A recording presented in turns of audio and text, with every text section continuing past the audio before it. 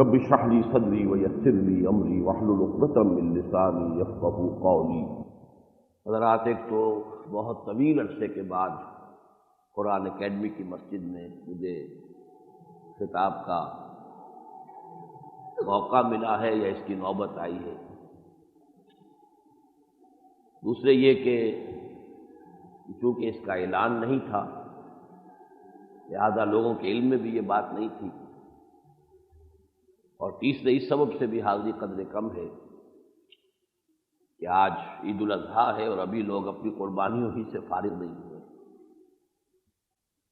بہرحال چونکہ میری یہ جمعے کی جو تقاریر ہوتی ہیں اس کے کیسٹس جاتے ہیں پورے پاکستان میں بھی، جو تنظیم اسلامی کی ہماری شاخیں ہیں وہاں بیرون پاکستان بھی، لہذا میں آج جو باتیں آپ کے سامنے رکھ رہا ہوں، اگرچہ میں اجمالاً وہ آج صبح عید الاضحیٰ کی نماز کے بعد مختصر خطبے میں چند منٹوں میں رکھ چکا ہوں، لیکن اس وقت چاہوں گا کہ ذرا قدر تفصیل کے ساتھ، اطمینان کے ساتھ آپ کے گوش گزار کروں، اور اسی حوالے سے پھر یہ بات اندرون ملک بھی اور بیرون ملک بھی پہنچ جائے۔ میں نے اس وقت سورہ حج کی 11 آیات کی کٹواں تلاوت کی ہے، ٹکڑے ٹکڑے بیچ میں سے چھوڑ دیے ہیں وقت کی کمی کے پیش نظر، اور جوڑنے کے لیے ہی پھر الفاظ آپ نے بار بار سنے ہوں گے، الی قولہ تعالی۔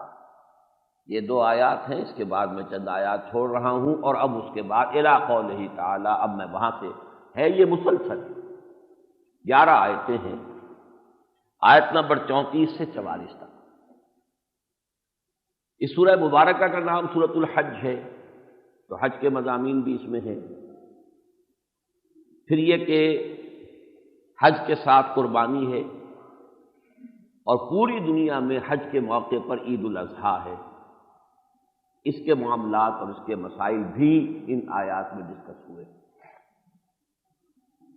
اور تیسری چیز یہ عجیب بات ہے کہ جیسے سورہ بقرہ میں جہاں روزے کے حکمت اور احکام بیان ہوئے 23ویں رکوع میں، 24ویں رکوع میں قتال کا حکم شروع ہو گیا۔ اسی طرح یہاں بھی سورہ حج کے 4 اور 5ویں رکوع میں حج کے مناسک کا ذکر ہے، اور 6 رکوع میں قتال اور جہاد اور دفاع اور دین کا دنیا میں غلبہ، تمکن، یہ مضامین آئے۔ گویا کہ عبادات جو ہیں اسلام میں ان کا بڑا گہرا ربط ہے، یہ دنیا کے دوسرے مذاہب جو ہیں ان کی طرح کی عبادات نہیں۔ دنیا کے دوسرے مذاہب میں عبادات ریچولز کی حیثیت رکھتے ہیں، صرف کچھ رسومات ہیں، صرف اپنے ایک عقیدے کے اظہار کے لیے کہ فلاں کو ہم مانتے ہیں، اس کو پوج رہے ہیں، اللہ اللہ کیسا۔ لیکن اسلام چونکہ دین ہے، صرف مذہب نہیں ہے، اور دین کہتے ہیں پورے نظام زندگی، لہذا ہماری عبادات کا بڑا گہرا ربط جو ہے وہ اقامت دین، دین کی جد و جہد، قائم کرنے کی جد و جہد، اس کے ساتھ، جس کا جامع عنوان ہے جہاد، اور اس جہاد ہی کی سب سے اونچی منزل ہے قتال فی سبیل اللہ۔ تو دونوں جگہوں پر میں نے آپ کو بتایا، وہاں بھی صوم اور حج اور اس کے ساتھ قتال، بیچ میں قتال، یہاں بھی حج کے 2 رکوع اور پھر اس کے بعد قتال کا ذکر۔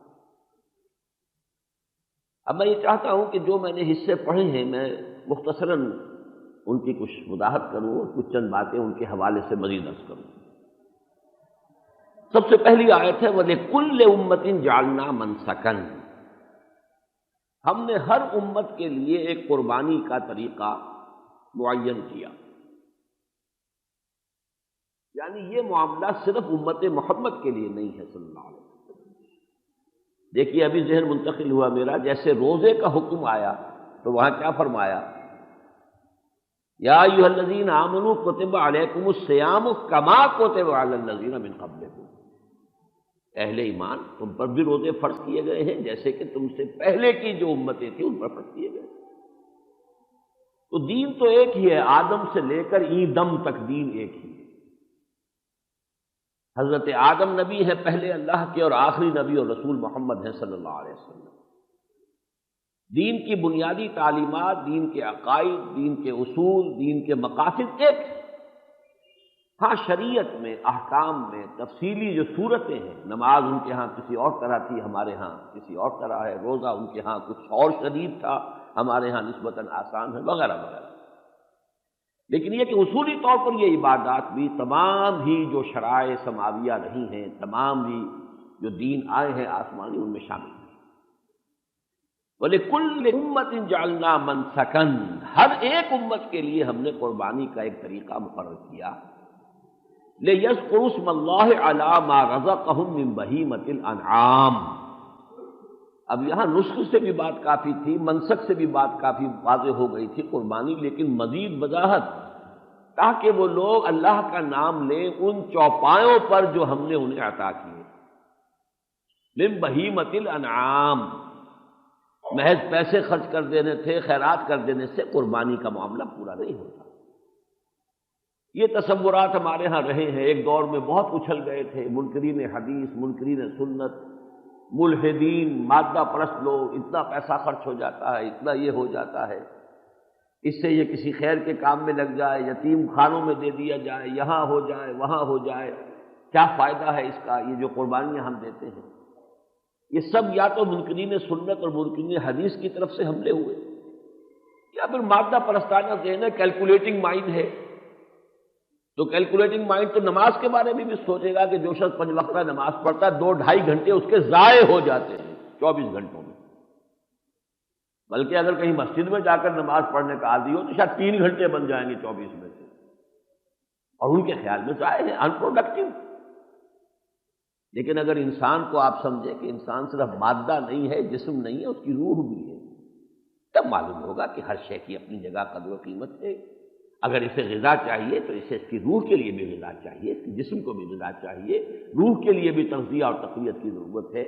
لیکن جن کا رخ ایک طرف ہو گیا ہے، یک رخا ہے، یک چشم ہے، دجال کی طرح ایک آنکھ رہ گئی ہے، مادہ پرستی کی آنکھ ہے، روحانیت کی آنکھ بند ہو گئی ہے، انہیں تو یہ حقائق نظر نہیں آ سکتے۔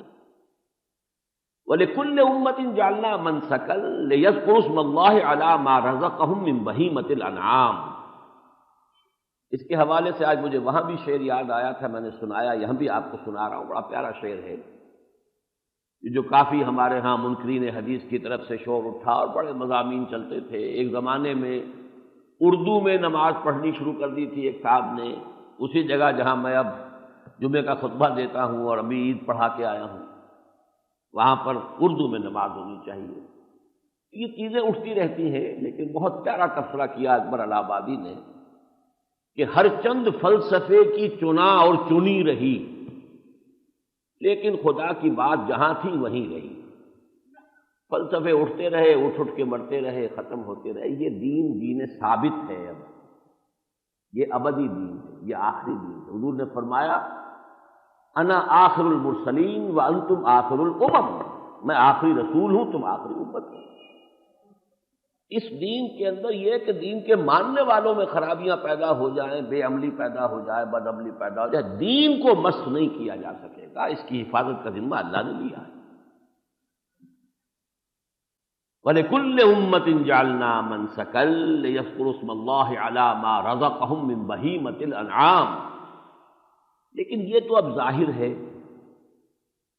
خون بہا دیا، جانور قربان کر دیا، اس کی اصل روح کیا ہے؟ فَإِلَٰهُكُمْ إِلَٰهٌ وَاحِدٌ، جان لو جو اصل شے ہے وہ توحید ہے۔ تمہارا الہ، تمہارا معبود ایک ہی الہ ہے، فَلَهُ أَسْلِمُوا، تو صرف اس کے لیے لپ سروس کافی نہیں ہے، ایاک نعبد و ایاک نستعین 1000 مرتبہ بھی کہہ دیں گے کافی نہیں ہوگا جب تک کہ فی الواقع اس کی اطاعت قبول نہ کریں۔ فَإِلَٰهُكُمْ إِلَٰهٌ وَاحِدٌ فَلَهُ أَسْلِمُوا، اس کے سامنے سر جھکاؤ، سر تسلیم خم کرو، اس کی اطاعت کرو، اس کے احکام پر عمل کرو، اس کی شریعت کو نافذ کرو۔ وَبَشِّرِ الْمُخْبِتِينَ، اور اے نبی جو لوگ واقعتاً اپنے آپ کو اللہ کے سامنے بچھا دیں، اخبار کا لفظ آتا ہے پست ہو جانے، تو بالکل پست ہو جائے، مطیع و منقاد ہو جائے اللہ کے سامنے، اے نبی ان کو بشارت دے دیجیے۔ اللہم ربنا اجعلنا منہم، اللہ تعالی ہم سب کو ان میں شامل ہونے کی توفیق عطا فرمائے۔ اس کے بعد 2 آیات چھوڑ کر میں اب آگے چل رہا ہوں، یہ اسی روح قربانی کے بارے میں مزید وضاحت کی۔ لن ینال اللہ لحومھا ولا دماؤھا، دیکھو تم نے جو قربانیاں دی ہیں، آج اب میں یوں کہہ رہا ہوں، مسجد دارالسلام میں کہا تھا جو قربانی ہم دیں گے، اب وہ دی جا چکی ہیں اکثر و بیشتر، ان کا نہ خون اللہ تک پہنچتا ہے اور نہ گوشت۔ خون بھی یہی کہیں جذب ہو جائے گا، پہلے ضائع ہو جاتا تھا، اب تو خیر اس کو استعمال بھی کر لیتے ہیں۔ اب تو یہ ہے کہ ایک بال بھی ضائع نہیں ہوتا، انتڑیوں سے بھی کچھ بن رہا ہے اور بالوں سے بھی کچھ بن رہا ہے، اور ہر شے جو ہے اس کی استعمال ہو رہی ہے، کوئی شے ضائع نہیں ہوتی، باقی گوشت کھایا پیا جاتا ہے، یہ اللہ کو نہیں جاتا۔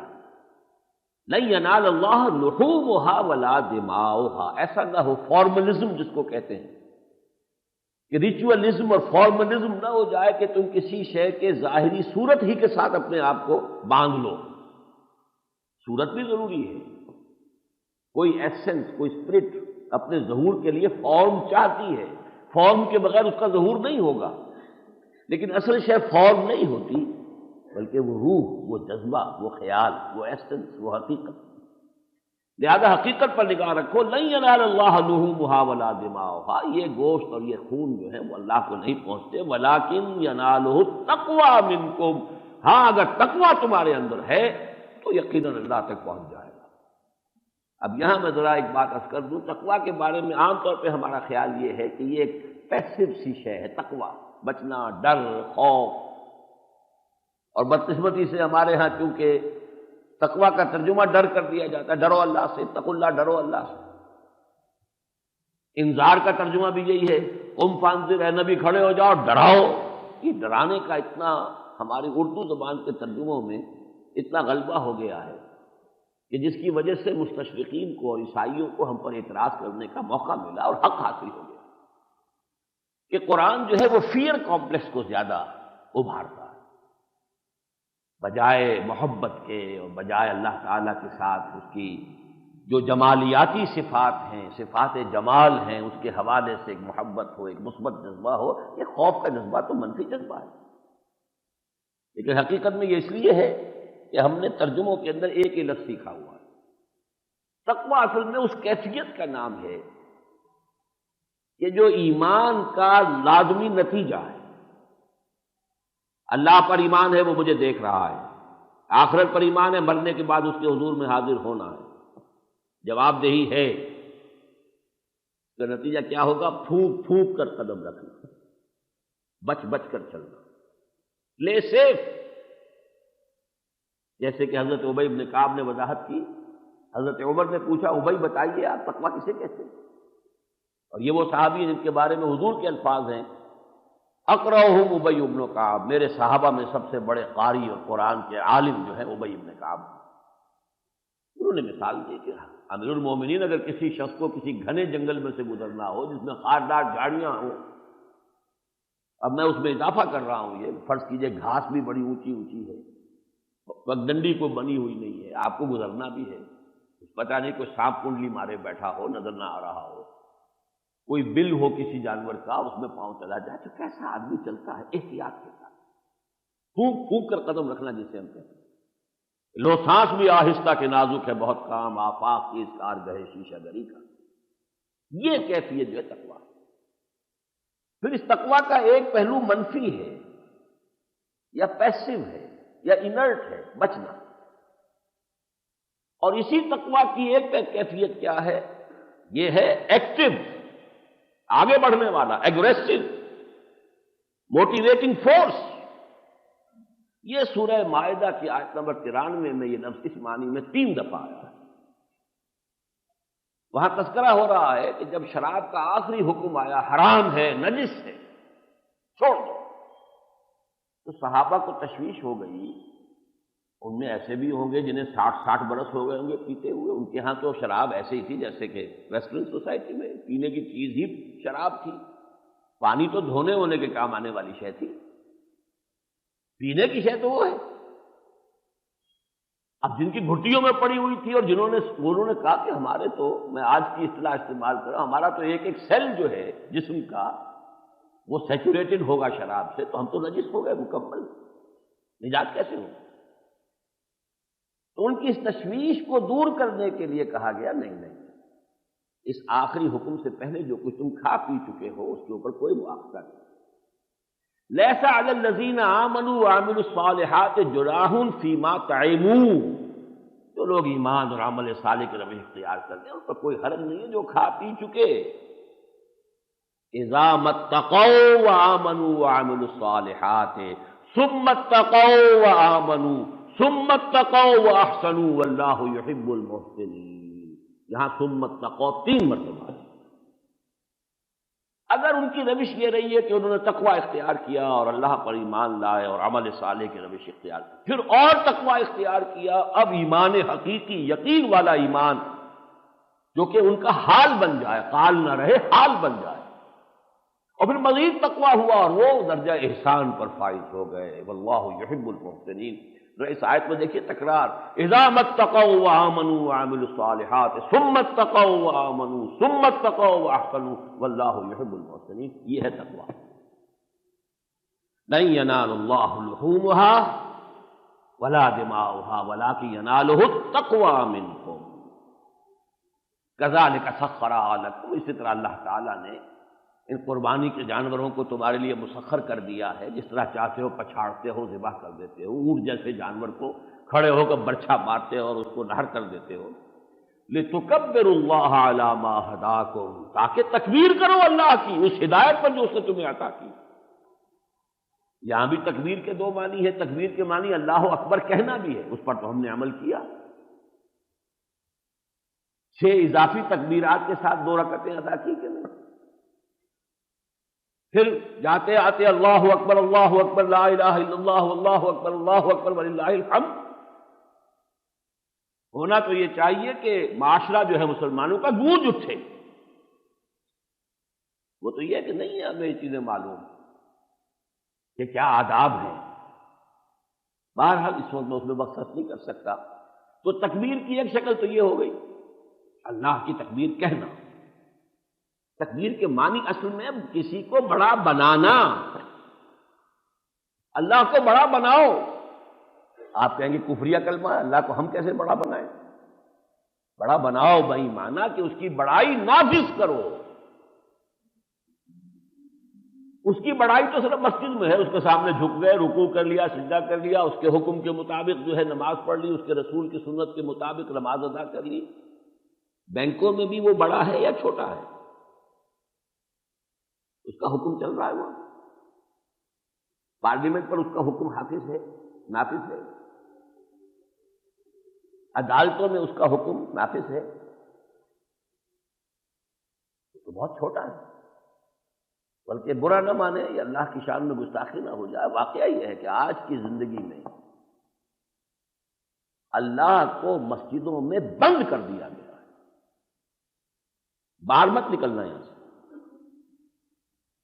ہماری شادی والی میں بھی مت آنا، ہم جو چاہیں گے کریں گے، ہمارے رواجات وغیرہ کے بارے میں بھی کچھ نہ کہنا، وہ تو ہماری برادری کا معاملہ ہے، کاروبار کے بارے میں زبان نہ کھولنا، وہ ہمارا معاملہ ہے، وہ سود کے بغیر نہیں چل سکتا، بلڈنگیں بنانی ہیں سود کے بغیر نہیں بنتی ہیں، لہٰذا رہو مسجد کے اندر، ایاز قدر خود بشناس، اسی کو غنیمت سمجھو کہ رکوع و سجود سے ہو رہا ہے، یہ تصغیر ہوئی بھی ہے اللہ کی، اللہ کو چھوٹا بنایا ہوا ہے۔ بھلے تکبروا اللہ ما علی اہداکم، اللہ کی تکبیر کرو، وبشر المحسنین، اور اے نبی محسنین کو بشارت دے دیجیے۔ اب دیکھیے نوٹ کیجیے، میں نے لفظ کیا تھا وہ آیت جو میں نے پڑھی آپ کو، آخری مقام کیا ہے؟ احسان۔ اذا اتقوا وآمنوا وعملوا الصالحات ثم اتقوا وآمنوا ثم اتقوا واحسنوا واللہ یحب المحسنین وبشر المحسنین۔ یہ ذکر تو ہو گیا قربانی کا، فوراً اس کے بعد آیت آ رہی ہے ان اللہ یدافع عن الذین آمنوا ان اللہ لا یحب کل خوان کفور۔ اللہ مدافعت فرماتا ہے اہل ایمان کی جانب سے، دیکھیے دو چیزیں ہیں، دفاع اور جنگ. ایک دفاعی جنگ ہے اور ایک جنگ آگے بڑھ کر نہیں ہے. Offence is the best defence. آگے بڑھ کر آپ کو اس مقام پر دونوں چیزیں ملیں گی. یہ واحد مقام ہے جہاں لفظ دفاع اس مفہوم میں آیا ہے قتال سے پہلے. اگلی آیت ہے اوزن للذین یقاتلون بانہم ظلموا وان اللہ علی نصرہم لقدیر. لیکن پہلے لفظ آیا دفاع. ان اللہ یدافع عن الذین آمنوا. اللہ تعالیٰ اہل ایمان کی جانب سے خود دفاع کرے گا، لیکن اہل ایمان بن تو لو. غریبانوں میں جھانکو، یقین ہے یا صرف ایک ریشیل کریڈ ہے؟ پھر میں کہہ رہا ہوں کہیں آپ سمجھے گستاخی ہو رہی ہے. ان ہی الا اسماء سمیتموها انتم وآباؤکم. قرآن مجید نے کہا سورۃ النجم میں کہ اے عرب کے لوگوں تم نے یہ نام رکھ لیے ہیں لات عزا منات، ان کی کوئی حقیقت نہیں. اللہ نے ان کے لیے کوئی سند نہیں اتاری. برا نہ مانے، ہم میں سے بھی اکثر نے کچھ نام سیکھ لیے، اللہ، رسول، محمد، قرآن، جنت، دوزخ، آخرت، فرشتہ جبرائیل، نام سیکھے. ان حقائق پر یقین ہے. یقین پیدا کرے ناداں، یقین سے ہاتھ آتی ہے وہ درویشی کے جس کے سامنے جھکتی ہے فخوری. تو تقویٰ کو سمجھ لیجئے. میں آپ سے عرض کر رہا تھا ایک پیسو تقویٰ، ایک ایکٹیو تقویٰ ہے. ایکٹیو تقویٰ یہ ہے تکبیر رب کے لیے میدان میں آؤ، باطل کو للکارو، اور جانوروں کی قربانی صرف علامت ہے، اپنی جانیں قربان کرنے کے لیے تیار ہو. سمجھ نہیں آتا یہ بات کیوں یہ ربط ہے؟ جانوروں کی قربانی کے فوراً بعد دفاع اور قتال کی بحث کاہے کو آ گئی؟ جانور قربان کرو، لیکن یہ کہ اصل تو مطلوب ہے اپنے آپ کو قربان کرنا. پہلے اپنی خواہشات کو قربان کرنا ہوگا، اپنی امنگوں کے گلوں پر چھری پھیرنی ہوگی، اپنے کیریئرز اور بزنس اور پروفیشنز ان کی قربانی دینی ہوگی، اور تیار رہنا ہوگا اپنی جان کی قربانی دینے کے لیے. تب اللہ کا دین غالب ہوگا، تب تکبیر رب ہوگی. ٹھنڈے ٹھنڈے تکبیر رب ہوتی تو سینکڑوں صحابہ کی جان کا نذرانہ محمد رسول اللہ پیش نہ کرتے. ٹھنڈے ٹھنڈے. کچھ کے خیال میں صرف واعظ سے ہو جائے گا کام، دعوت و تبلیغی سے کام ہو جائے گا. کچھ نے الیکشن کو پکڑا ہوا ہے، اس سے کام ہو جائے گا. ان سے ہونے والے کام نہیں ہے. یہ قربانی چاہتا ہے. چنا خدا نگہ داری کے بائیں بے نیازی ہا، شہادت بر وجود خود ز خونے دوست خواہی. اقبال کے دو شعر بڑے عجیب ہیں. اے اللہ تو اتنا بے نیاز بھی بہت ہے، بے نیاز ہے. بائیں بے نیازی ہا، پھر بھی تجھے اپنی ذات کا اتنا خیال ہے. خود نگہداری اس درجے کی ہے کہ تو چاہتا ہے کہ تیرے دوست اپنے خون سے تیرے لیے شہادت دیں. چنا خود را نگہداری کہ بائی بے نیازی ہا، شہادت بر وجود خود خون دوستاں. یہ حمزہ اللہ کے دوست تھے کہ نہیں؟ مصعب بن عمیر اللہ کے دوست تھے کہ نہیں؟ کوئی بڑا اولیاء ہوگا، اولیاء اللہ ہوں گے کوئی ان سے اونچے اولیاء. صحابہ سے بڑا کون ولی ہوگا؟ ہمارا ایمان ہے ادنا سے ادنا صحابی بھی بڑے سے بڑے ولی سے افضل ہے. انہوں نے جانے دی کہ نہیں؟ اور محمد سے بڑے کون ہوں گے صلی اللہ علیہ وسلم؟ ان کا خون بھی گرا کہ نہیں گرا؟ مکی دور میں بھی گرا، طائف کی مٹی میں جذب ہوا. مدنی دور میں تو فوارہ چھوٹا ہے خون کا. اتنا خون گیا ہے کہ ذوف کی وجہ سے بے ہوشی تاری ہوئی ہے. بہرحال اس ربط کو نوٹ کر لیجئے.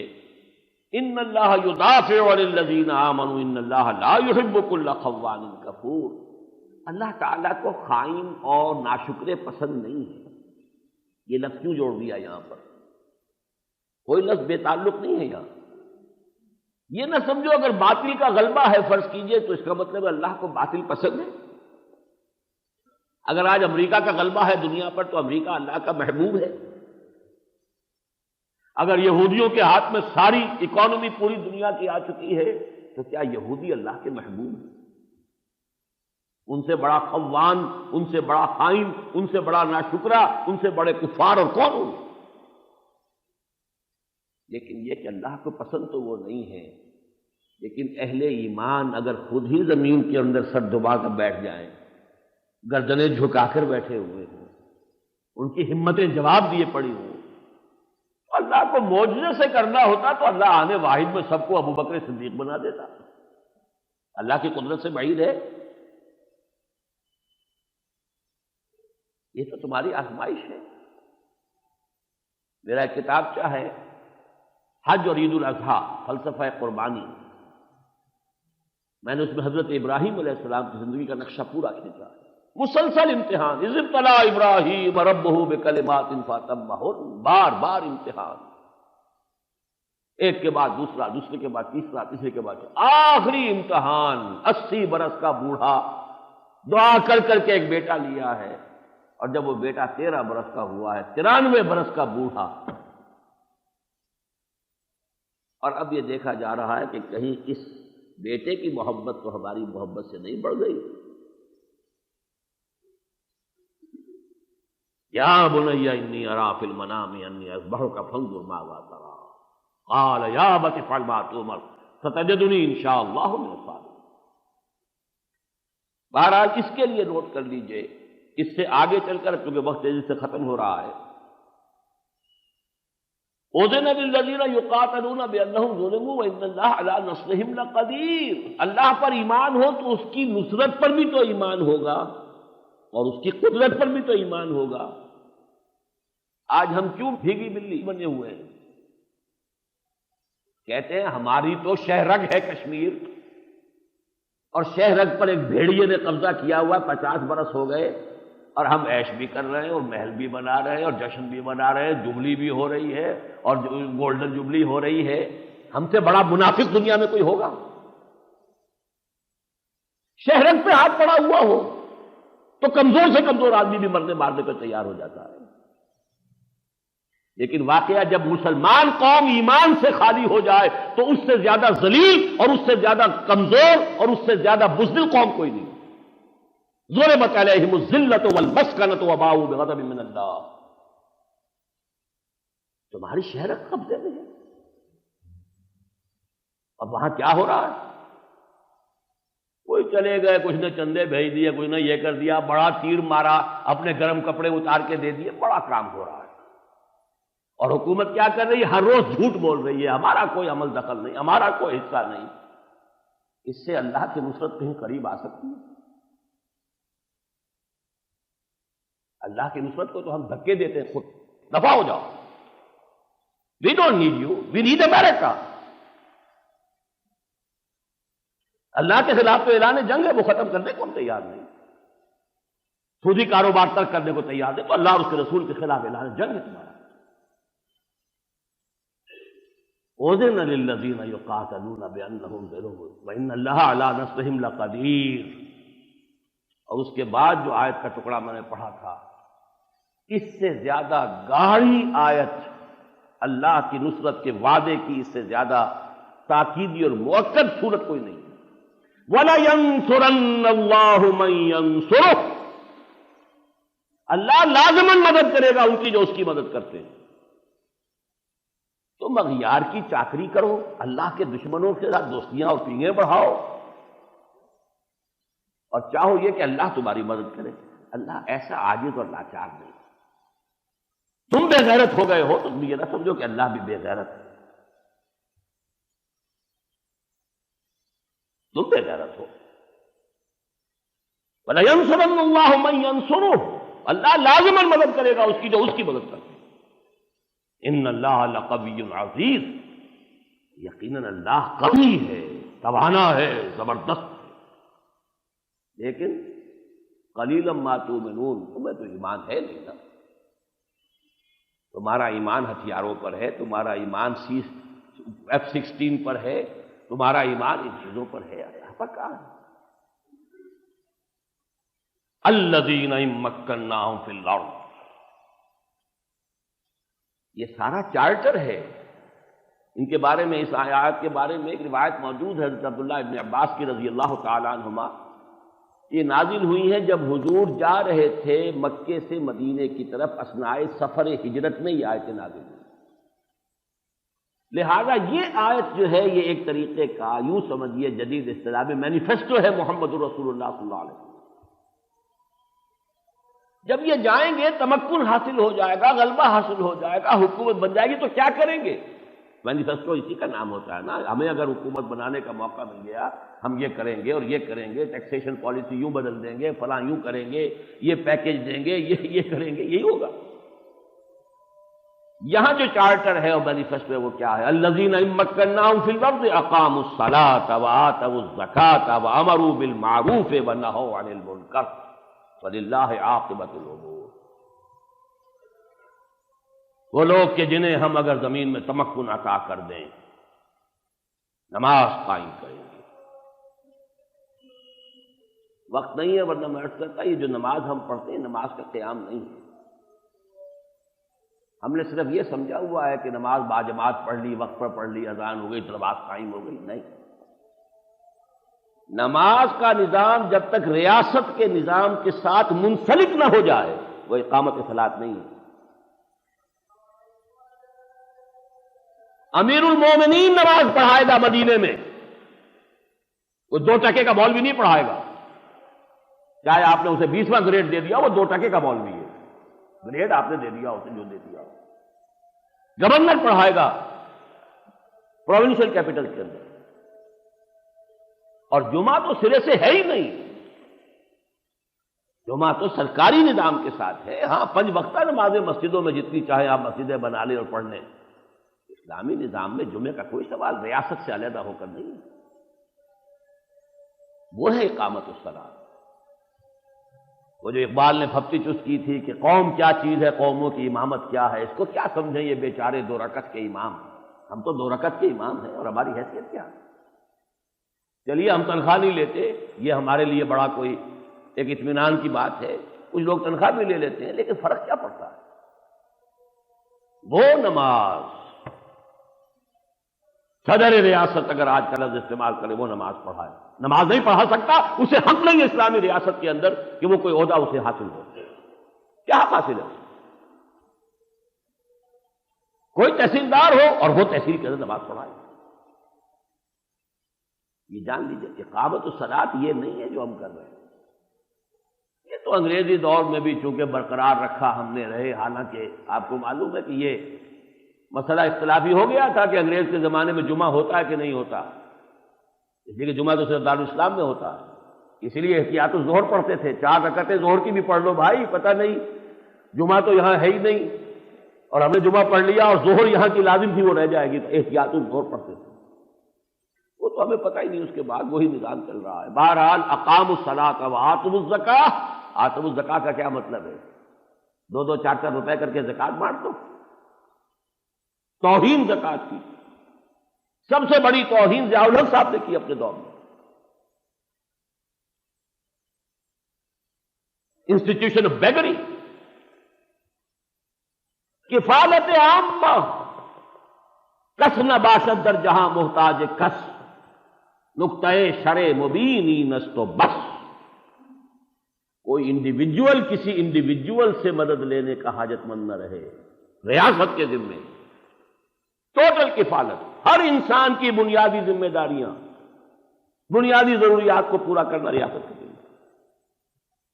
عمر فاروق نے فرمایا تھا کہ اگر کوئی کتا بھی بھوکا مر گیا دریائے فرات یا دجلہ کے کنارے تب بھی عمر ذمہ دار ہوگا قیامت میں، جانوروں کا معاملہ، اور صرف مسلمانوں کا نہیں، ذمیوں کی بھی کفالت ذمہ ہے، ذمہ ہے۔ وَأَمَرُوا بِالْمَعْرُوفِ وَنَهَوْا عَنِ الْمُنكَرِ، نیکی کا حکم دے بدی سے روکے۔ اس نظام کے لیے جد و جہد کا نام جہاد ہے، اس نظام کے لیے جانے دینے کا نام شہادت ہے، اس نظام کو برپا کرنے کے لیے قتال مقدس ترین شے ہے، اس میں جان کا نذرانہ پیش کرنا، اس کے لیے یہ ریہرسل ہے، جانور ذبح کیا کرو تاکہ تمہارے اندر جذبہ پیدا ہو قربانی کا۔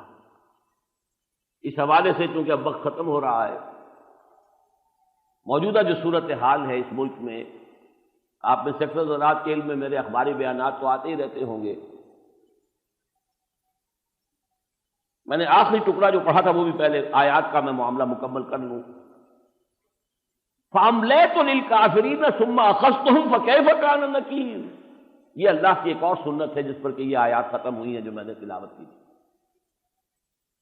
جو نافرمانی کی روش اختیار کرتے ہیں، غلط رخ پر جاتے ہیں، ناشکری کرتے ہیں، اللہ پر ایمان کے دعوے دار ہو کر اس کے دین کو قائم نہیں کرتے، ہم انہیں کچھ مہلت دے دیتے ہیں۔ ثم اخذتهم، پھر ہم انہیں پکڑتے ہیں۔ فکیف کان نکیر، پھر ذرا سوچ لو کیسی کیسی ہماری پکڑ رہی ہے۔ یاد کر لو، ایک ملک ہوتا تھا ہسپانیہ، 800 برس تک تم نے حکومت کی تھی، کیا حشر ہوا تھا تمہارا وہاں؟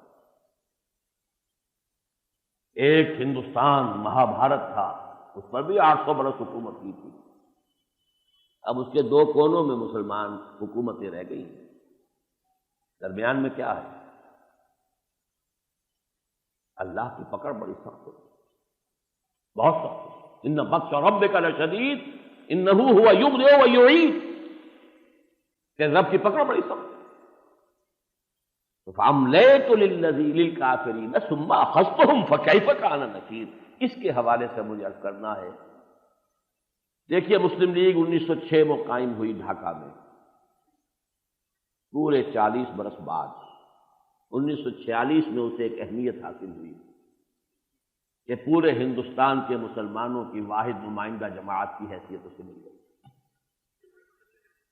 اس کے نتیجے میں پاکستان بنا۔ اس کے بعد اللہ نے ہمیں مہلت دی 25 برس، املیت للکافرین، ہم نے کفر کیا، ہم نے اللہ کا دین تو نافذ نہیں کیا، ہم نے شریعت کے قوانین تو نافذ نہیں کیے، ہمارا قبلہ تو واشنگٹن رہا، نماز صرف 2 رکعت اللہ کے قبلے کی طرف ہے، باقی ہماری ساری زندگی کا رخ تو واشنگٹن کی طرف ہے۔ انی وجہت وجہی للواشنگٹن، پوری قوم کا قبلہ کون سا ہے؟ 25 برس کی مہلت کے بعد ہماری پیٹھ پر کوڑا پڑا، ملک 2 لاکھ، 93,000 قیدی، اس ہندو کے قیدی جن پر کہیں 800 برس، کہیں 1000 برس، کہیں 600 برس حکومت کی، سپاہی سے لے کے جرنیل تک 43,000۔ 93 میں 50 وہ بھی شامل ہے کہ جو ملٹری والے نہیں تھے، سول پیرا ملٹری وغیرہ، لیکن خالص فوج 43,000۔ اندرا گاندھی کو کہنے کا موقع ملا، we have avenged over 1000 years defeat، ہم نے اپنی 1000 سالہ شکست کا بدلہ چکا لیا، اور 2 قومی نظریے کو ہم نے بے آف بنگال کے اندر غرق کر دیا۔ یاد ہے الفاظ؟ تازہ خواہی داشتن گرداغ ہائے سینہ را، گاہے گاہے باز خواہی قصہ پاری نہ را۔ لیکن ابھی یہ 50 برس ہو رہے ہیں، اب ہو چکے ہیں قمری حساب سے، یوں سمجھ لیجئے کہ شاید دوسرا کوڑا تیار ہے۔ Time is running out. میں اس لیے یہ الحاح کے ساتھ اور اصرار کے ساتھ اور بار بار کہہ رہا ہوں، خدا کے لیے جلدی کرو، وقت گزر رہا ہے، درخت کی جڑوں پر کلہاڑا رکھا جا چکا ہے۔ یہ الفاظ تھے دانیال نبی اور یسعیاہ نبی، جنہوں نے کہ نبوکدنضر کے ہاتھوں جب تباہی ہوئی ہے یروشلم کی 587 قبل مسیح میں، تو اس سے پہلے بار بار انبیاء نے آ کر تنبیہات کی تھی، اے بنی اسرائیل ہوش میں آ جاؤ، جاگ جاؤ، درخت کی جڑ پر کلہاڑا رکھا جا چکا ہے، اب بھی ہوش میں نہیں آؤ گے۔ نتیجہ کیا نکلا تھا؟ 6 لاکھ قتل کیے تھے نبوکدنضر نے یروشلم میں، اور 6 لاکھ کو کیپٹو بنا کر لے گیا تھا بیبیلونیا۔ ایک سنگل سول بھی باقی نہیں رہی تھی اس شہر میں جس کی آبادی 12 لاکھ تھی۔ کب؟ آج سے 2500 سال سے بھی زیادہ پہلے۔ حضرت سلیمان کا بنایا ہوا ہیکل سلیمانی، temple of Solomon razed to the ground, یہ اس قوم کا حشر ہوا تھا جس کا خیال یہ تھا نحن ابناء اللہ و احباؤہ، ہم تو اللہ کے بڑے چہیتے ہیں، لاڈلے ہیں۔ اللہ کے چہیتے اور لاڈلے ہو تو اس سے عمل بھی تو کرو نا، اس کی دوستی کا حق بھی تو ادا کرو۔ شہادت پر وجود خود خونے دوستاں خائی۔ بہرحال یہ موقع میں سمجھتا ہوں کہ آخری ہے، اللہ نے حجت قائم کر دی، وہی مسلم لیگ اب پھر اتنی بڑی میجورٹی کے ساتھ۔ اس لیے خط لکھا تھا میاں محمد شریف صاحب کو، یہ ان کی شرافت ہے، وہ اپنے تینوں بیٹوں کو لے کر آ گئے، اسی جگہ آئے، گفتگو رہی۔ لیکن دیکھ میں یہ رہا ہوں کہ ہو تو کچھ اور رہا ہے۔ کتنی جلدی سے 8ویں ترمیم کے اندر ترمیم کرائی، اپنا حق پارلیمنٹ کی بالادستی فوراً قائم۔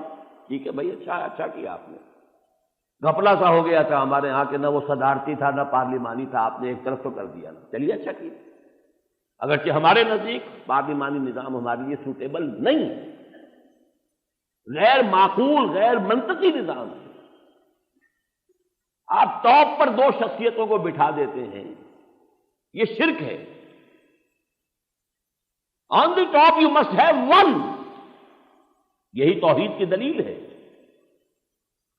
اب کیا کریں گے، لغاری صاحب بیٹھے ہوئے ولیمے بھی بند کر دیے آپ نے، ولیمے ہی کھاتے رہتے بیچارے، وہ کیا کریں گے، شکار کھیلیں گے اور کیا کریں گے، ٹک ٹک دیدم دم نہ کشیدم، کیا کام رہے گا؟ تو ختم کرو اس تنویت کو، اس دوئی کو، صدارتی نظام کو براہ راست انتخاب کرو صدر کا، معلوم ہو پورے ملک سے ووٹ وہ آ رہے ہو، پتہ چل رہا ہو۔ بہرحال وہ اب میری اس وقت کی گفتگو نہیں ہے، لیکن اس اعتبار سے میں پھر بھی تائید کر رہا ہوں کہ آپ نے اس میں جو گھپلا تھا کہ نہ ادھر نہ ادھر، نہ ہیوں میں نہ شیوں میں، تو اس سے یہ کہ کم سے کم ایک طرف تو ہو گیا۔ اسی طریقے سے میں سمجھتا ہوں کہ اچھا کام کیا انہوں نے، جو کرپٹ بیوروکریسی کے اوپر ہاتھ ڈالا، زوردار ڈالا ہے۔ احتساب کی جو چیخ پکار تھی، کچھ نہ کچھ اس میں اب اطمینان لوگوں کو ہوا ہوگا کہ کچھ ہو رہا ہے۔ بھئی یہ ضرور ہے کہ کوئی غیر جانبداری ہے، رہنی چاہیے، جانبداری نہ ہو۔ میں یہ نہیں کہہ رہا کہ جانبداری ہے، مجھے نہیں معلوم، میرا اس حلقے سے تعلق نہیں، میں جانتا نہیں کون کن کے فیورٹ تھے اور کون کس کا جو ہے وہ سپورٹر ہے، لیکن اصولی طور پر یہ ہے کہ برابر ہونا چاہیے۔ اور تیسری خبر جو آج انہوں نے دی ہے نواز شریف صاحب نے، خوش آئند ہے کہ اب سیاستدانوں کے اوپر ہاتھ پڑے، یہ کام اچھے ہیں، ہم تائید کر رہے ہیں۔ بلکہ میں گیا تھا قاضی حسین احمد صاحب سے ملاقات کے لیے، اپنا پورا وفد 10 افراد کا لے کر گیا تھا، ہماری پوری مجلس عاملہ گئی تھی۔ ہم نے کہا تھا میں 2 باتوں کے لیے آیا ہوں، ایک مثبت ہے ایک منفی ہے۔ مثبت تو یہ ہے کہ جو ہم نے یہ ترمیم کا دستور میں ترامیم کی مہم شروع کی ہے، اس میں آپ ہمارا ساتھ دیجیے۔ یہ قرارداد مقاصد بھی دستور میں 2A ہے اور ایسی شٹیں بھی ہے کہ جو اس کے منافی ہیں۔ ایک عجیب گھپلہ بنا ہوا ہے، چوچو کا مربع وہاں بھی ہے، لہذا ہماری اکثر عدالتوں نے طے کر دیا قرارداد مقاصد کی کوئی حیثیت نہیں ہے دستور،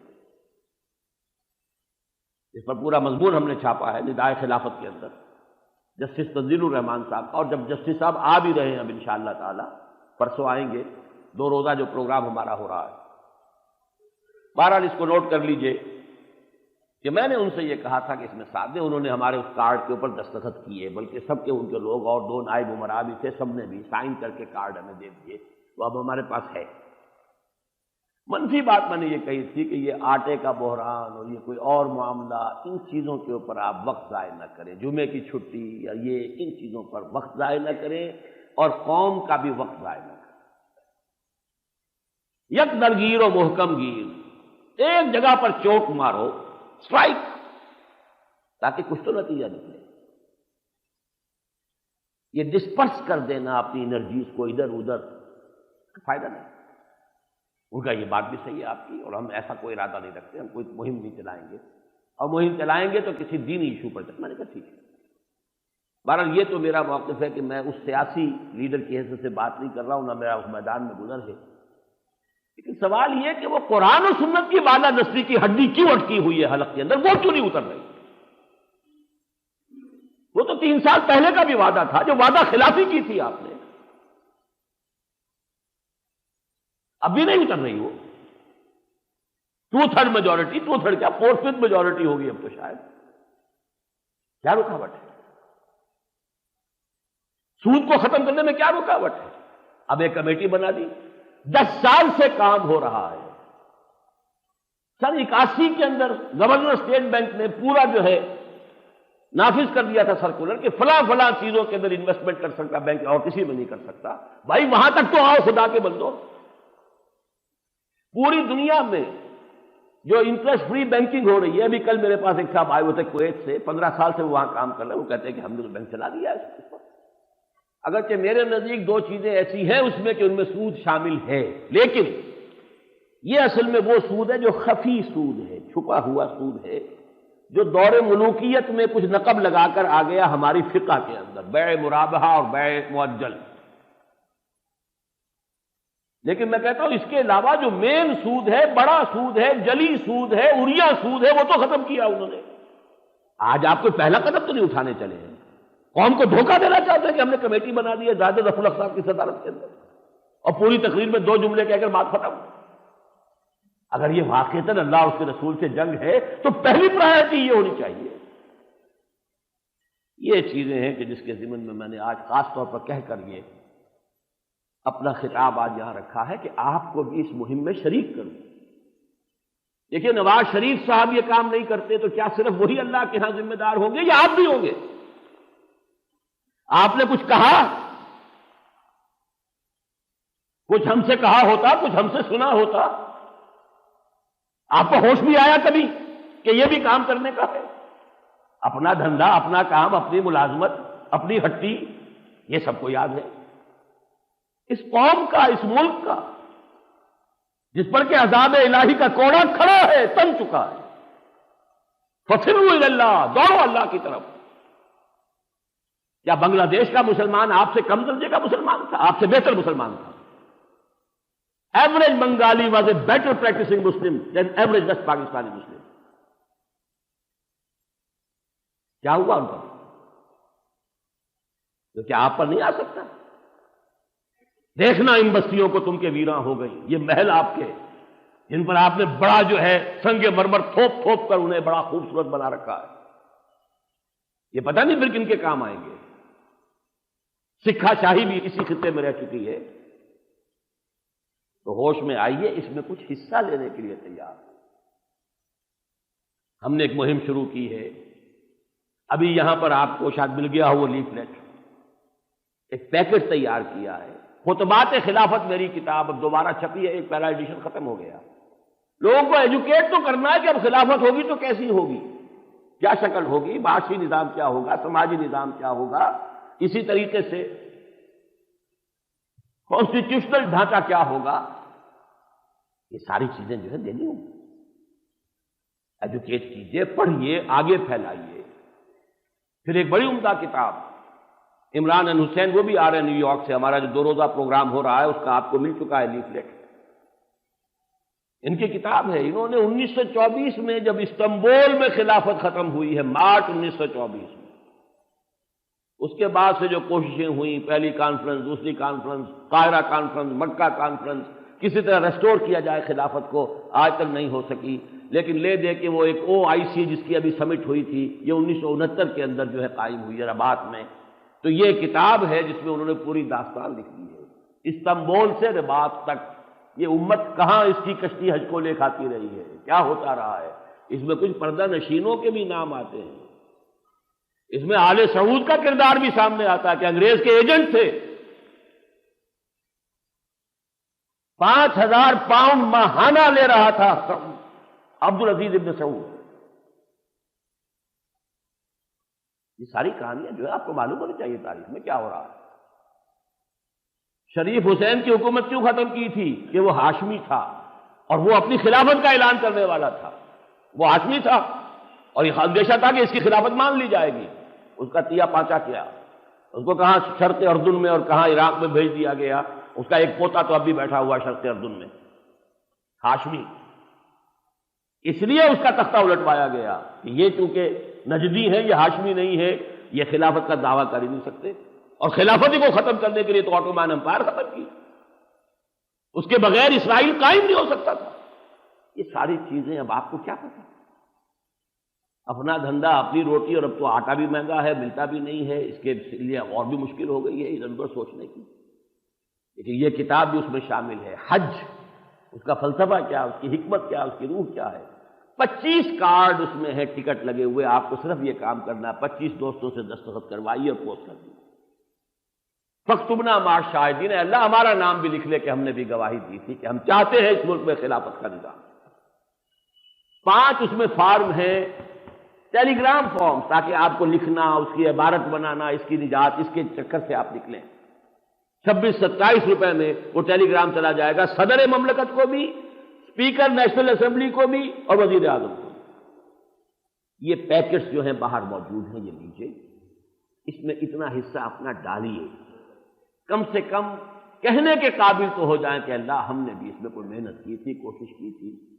1948 میں مولانا سید ابو الاعلیٰ مودودی نے یہ کام شروع کیا تھا، یہی لاہور شہر ہے، میں خود اس میں شریک تھا اجتماع میں۔ اپریل 48 موہنی روڈ پر جو خالصہ ہائی اسکول ہے اس کے میدان میں تقریر ہوئی تھی، میں خود تھا اس میں موجود، second year student government college Lahore کا، مطالبہ دستور اسلامی، مطالبہ نظام اسلامی کی تقریر۔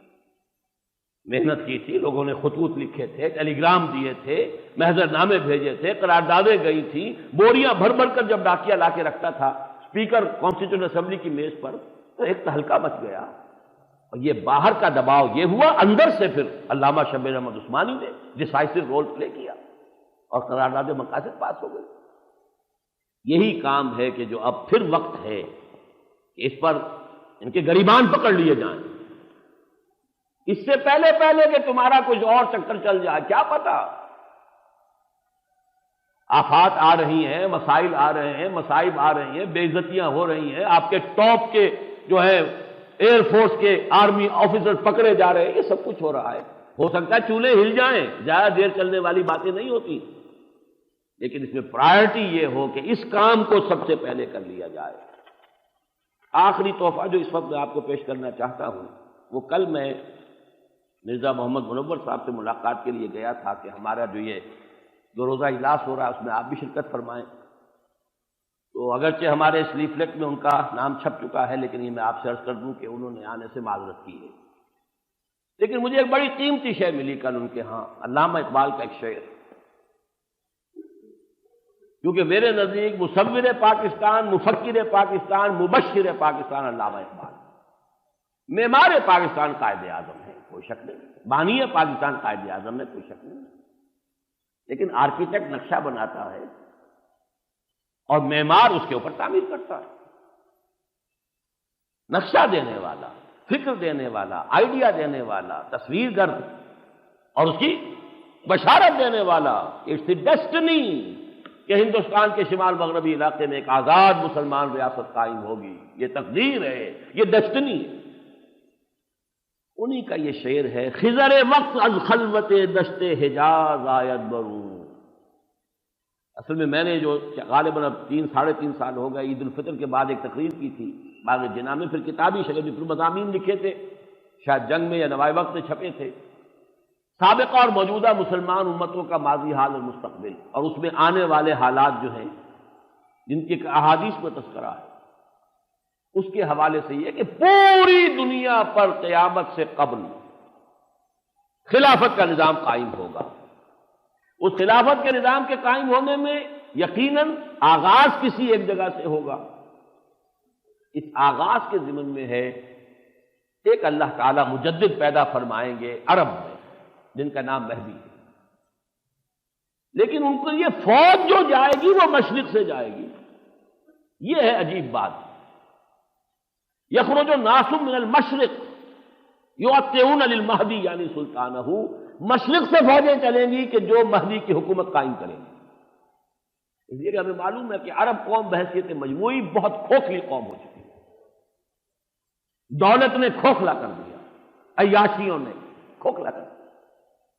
اسی لیے تو مٹھی بھر اسرائیلیوں کے آگے سر جھکا کے کھڑے ہوئے کہ نہیں؟ سب کے سب شاہ حسین بھی کھڑے ہیں اور شاہ حسن بھی کھڑے ہیں اور شاہ فہد بھی کھڑے ہیں اور سب کے سب ہی کھڑے ہیں، کون نہیں ہے؟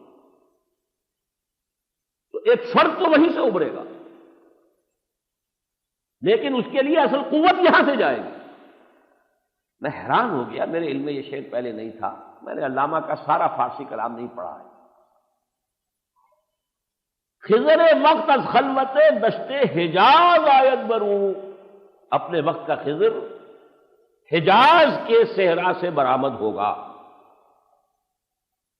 لیکن کارواں زی وادی دور و دراز آید بروں، لیکن قافلہ جو اس کے لیے چلے گا وہ اس وادی دور و دراز سے چلے گا۔ یہ وادی سندھ، نوٹ کر لیجئے، یہ ایک لفظ ہے بیسن، یہ انڈس بیسن ہے۔